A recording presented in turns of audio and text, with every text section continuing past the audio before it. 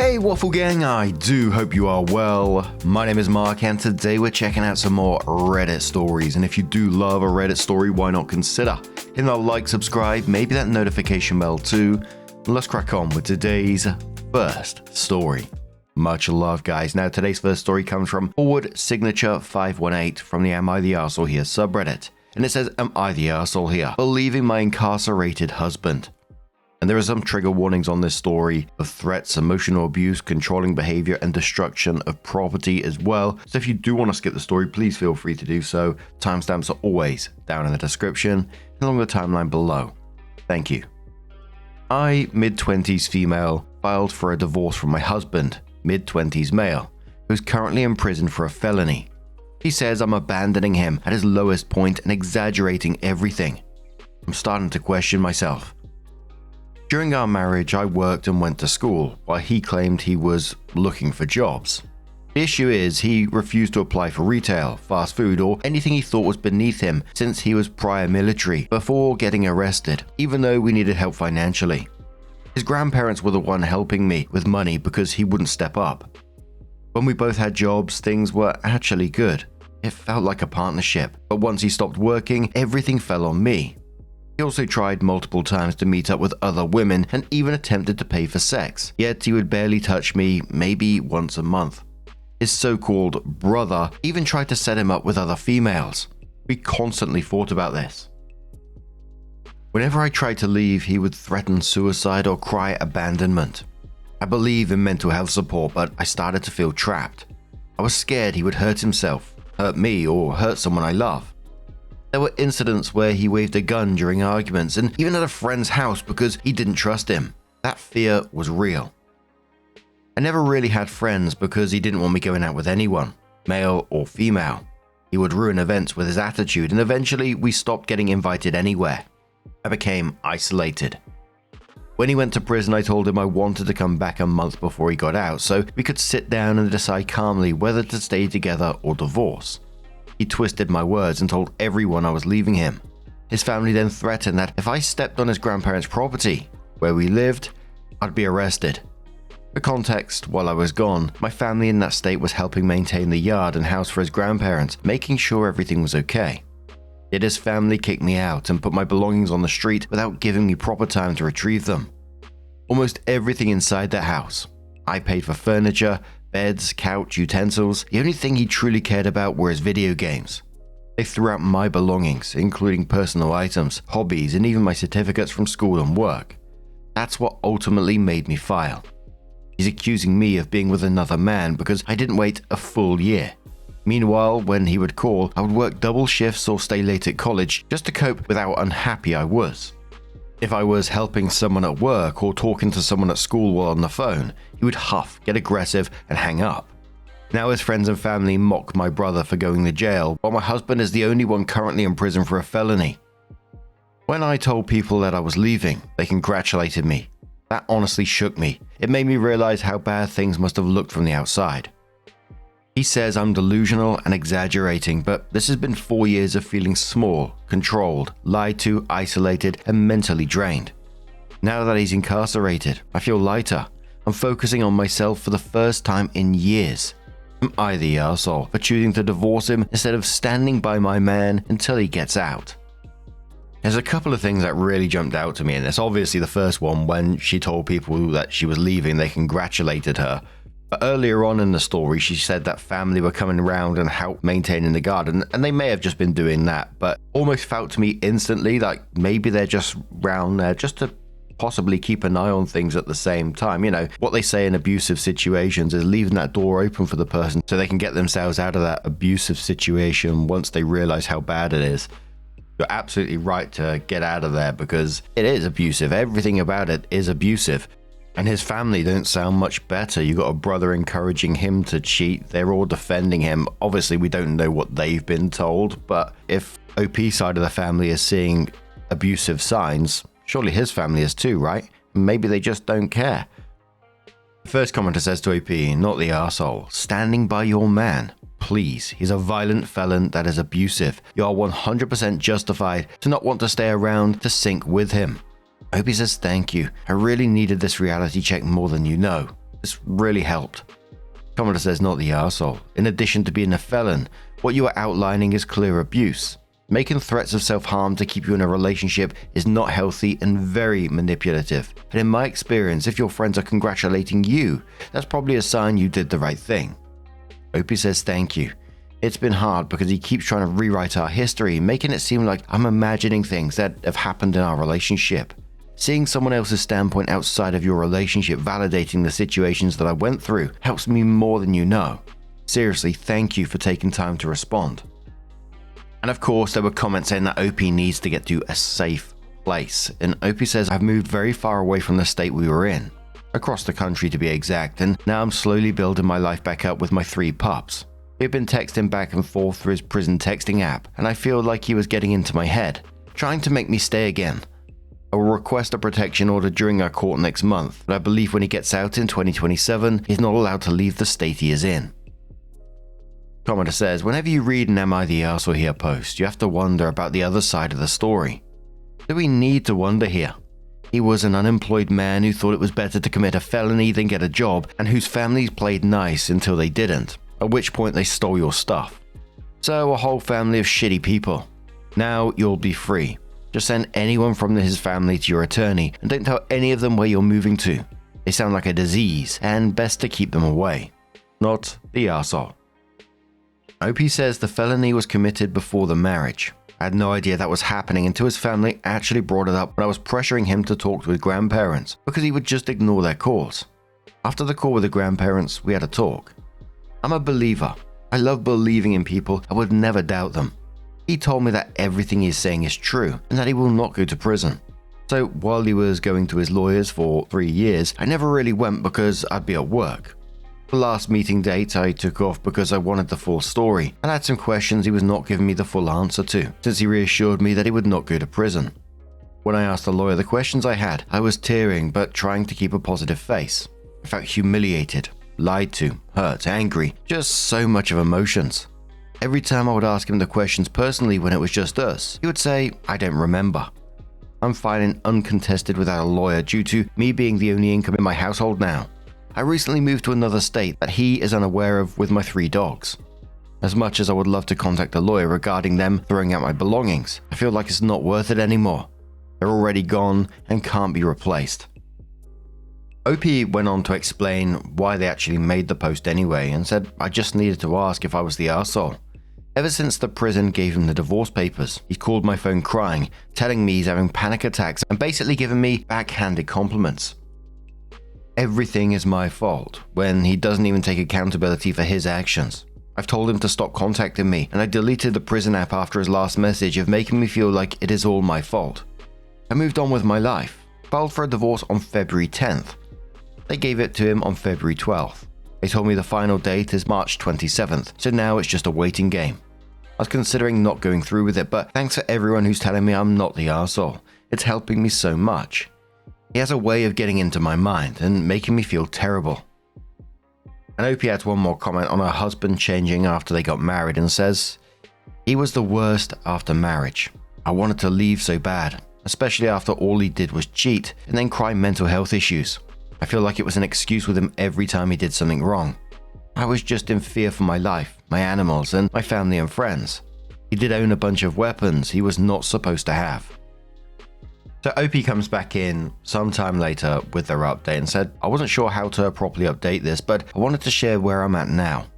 My divorce was officially granted on March 27th, 2026 at 10:25 a.m.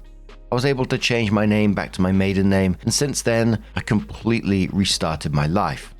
I already moved across the country with my pups, got my own 1-bedroom apartment, and working full-time at a hospital. Life has honestly been treating me really well lately.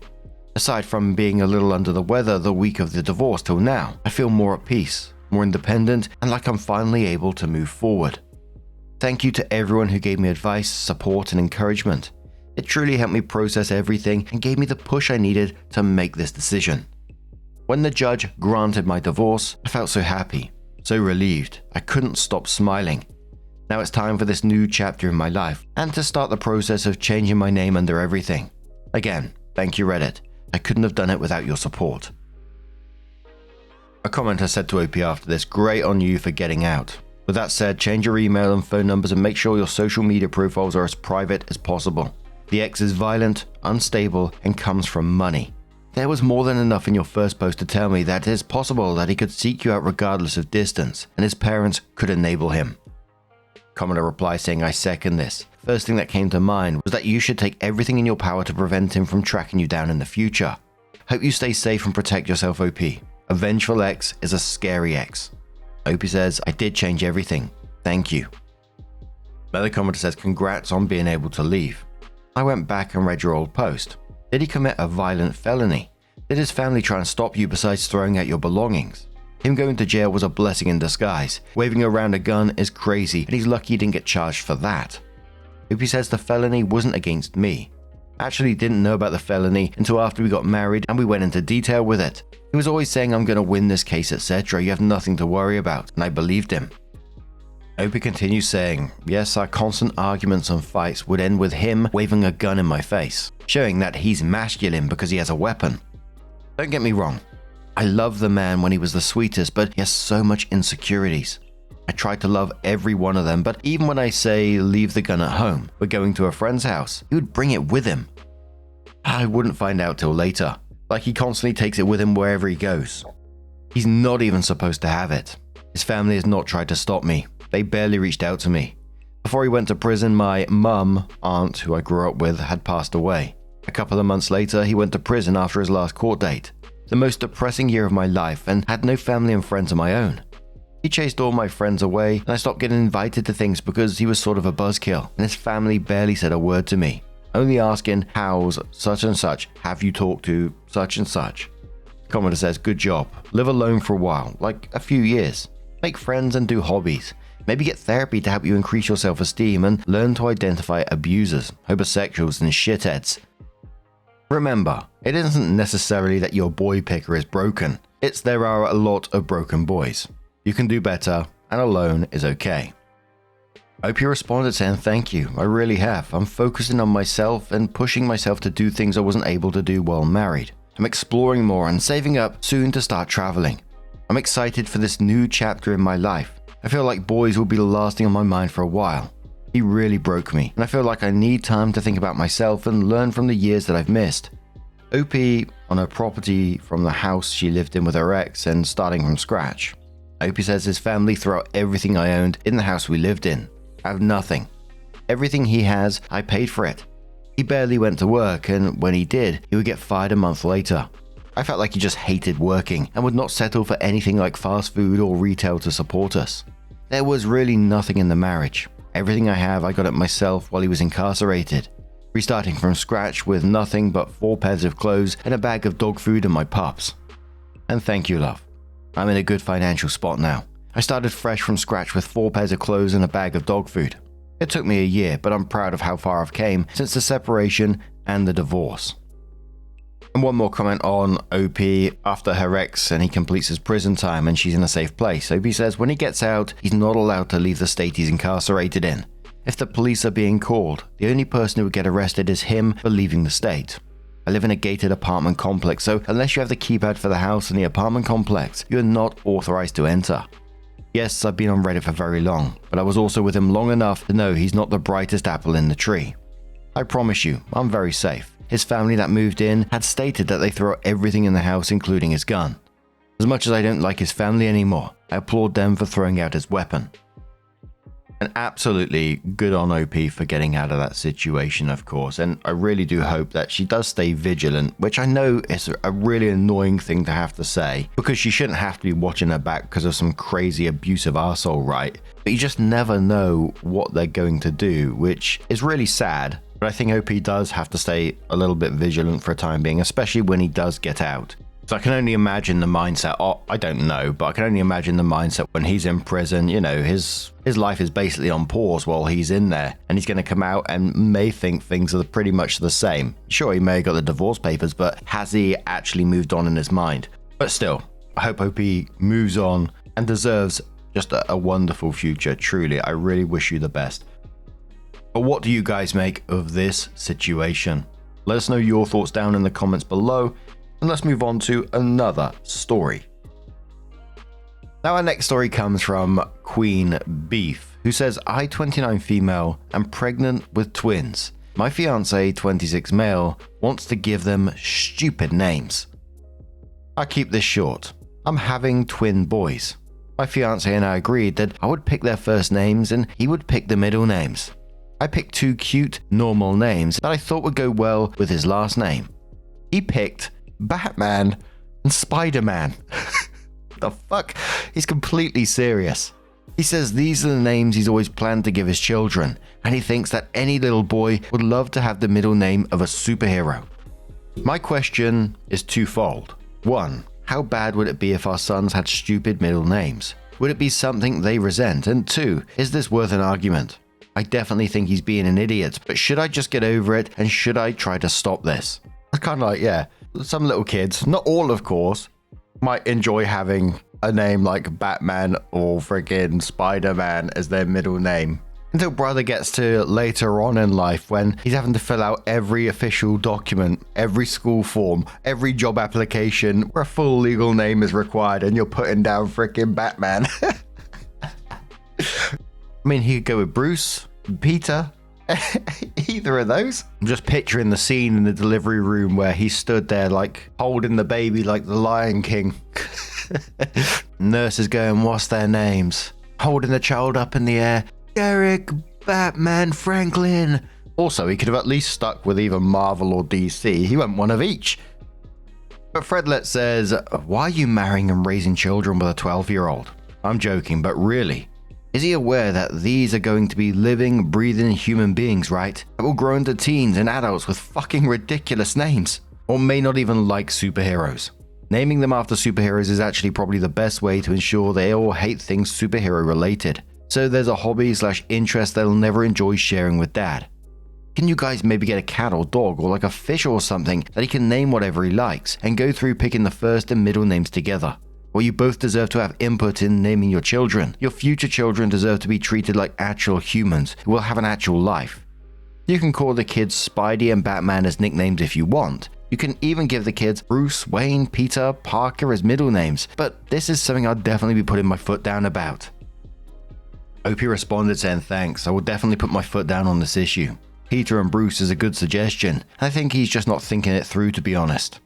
Redlet replies saying hell, he can even give one child the middle name Peter and the other Parker, or the same for Bruce Wayne. That way, with their powers combined, they are the super twins and can still fight crime. Calm Beneath Castle says, sure, that would be great, until they got out of kindergarten. Then for the next 75 to 95 years, they'd be stuck with stupid names and an association they could never shake. Raising kids is not about fulfilling your dreams, it's about helping them fulfill theirs. You're raising adults. Treat them with respect and dignity. Not says, ooh, if this helps, maybe she can quote Ant-Man at him. It's not about saving our world, it's about saving theirs. OPE comes in with their update and says the original post was locked, so I'm updating here. I was surprised how strongly people felt in the comments.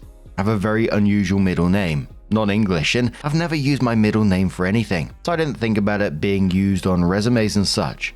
I promise my fiance is not usually as stupid as this idea makes him sound. We talked about it and I explained my reasoning and why these names would not be cute once they're adults. We agreed to compromise on Bruce and Peter. He still likes his idea, but I think he'll be glad later that I made him change it. TLDR, we're not naming them Spider-Man and Batman. A commenter quotes OP saying I have a very unusual middle name, non-English, and I've never used my middle name for anything, and then says yeah. I think a lot of people from the original thread are completely unaware that this concept exists. OP says, relax. Commenter and everyone else suggesting this was going to lead to divorce. My fiance and I are both pretty easygoing people. We aren't going to have a serious fight over middle names. If it meant that much to him, I probably would have just let him do it. A commenter called Well Everyone Sucks says, on a date, age 32. Usual first date chatter. So, what's your middle name? Middle name is Spider-Man. Panics Overlord, Thompson, Smith. Anyone here saying middle names are never used and don't matter are silly. Cardinal says, if you don't give a kid a really good middle name, how will he know that you're super mad at him? Michael Peter Jones, you get in the house right now. Spider-Man will just take the mad right out of your voice. Someone on the back of this said Billie Eilish's second middle name is Pirate, and it was chosen by her brother or something like that. Google says she was almost named Pirate, but her parents opted for Billy instead. I mean, you can probably get away with it being, a superstar, but I'm sure they didn't know that to begin with. Bloody hell. But what do you guys make of this situation? Do you know anyone with any sort of out there middle names? Let us know your thoughts down in the comments below. And let's move on to another story. Our next story comes from OK Mongoose 7762. And it says, am I the arsehole for not wanting my girlfriend to have a free holiday with her ex?